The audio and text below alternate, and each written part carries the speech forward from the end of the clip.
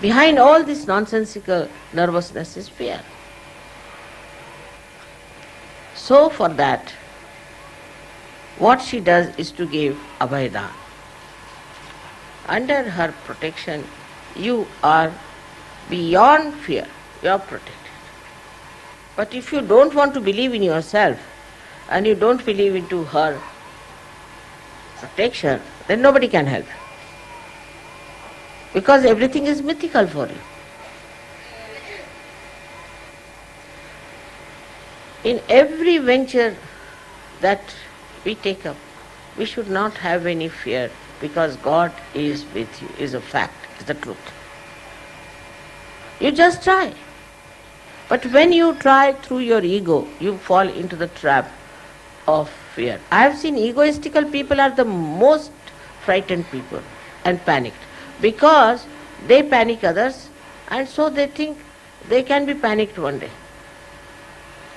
When the English were here, first of all, in England, India, we were all frightened of them. Now, I see that in England, every English family is frightened of others.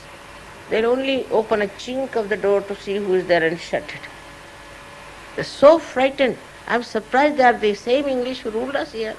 And we were so peevish before them. And now they are the ones who are frightened of us. Because when a person who is egoistical tries to dominate others, he sees himself in the mirror and thinks that the other person will dominate.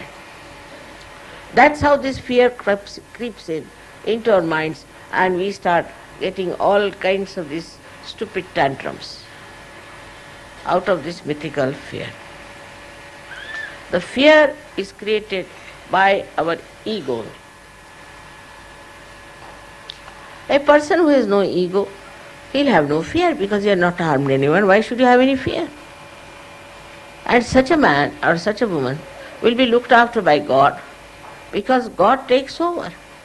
When you surrender your ego to God, He takes over. But those who have ego, He says, all right, go ahead. Use your ego, try to protect yourself, cut your throat.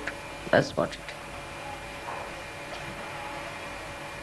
So when I talk of total benevolence, I am talking about your own total benevolence. So first is the fear, which should go out of your mind completely if you believe in the Almighty God. We'll say, you are Almighty God, you are Almighty this thing. It's all lip service. If you believe that God is Almighty and you are connected with God, then why should you have any fear of anything? But when we say don't have fear, another extreme comes up. We don't have fear, we can do what we like, we can perform everything ourselves, we need not tell anyone. You have to tell God whatever you are doing. You have to take permission, you have to inform in His darbar, in His court, that sir, we are thinking of doing such and such. But you think you are God? You are not. And that's why the another part of non-fear is this kind of an arbitrary behavior, which is very dangerous for Sahaja Yoga, for yourself, or for everybody else.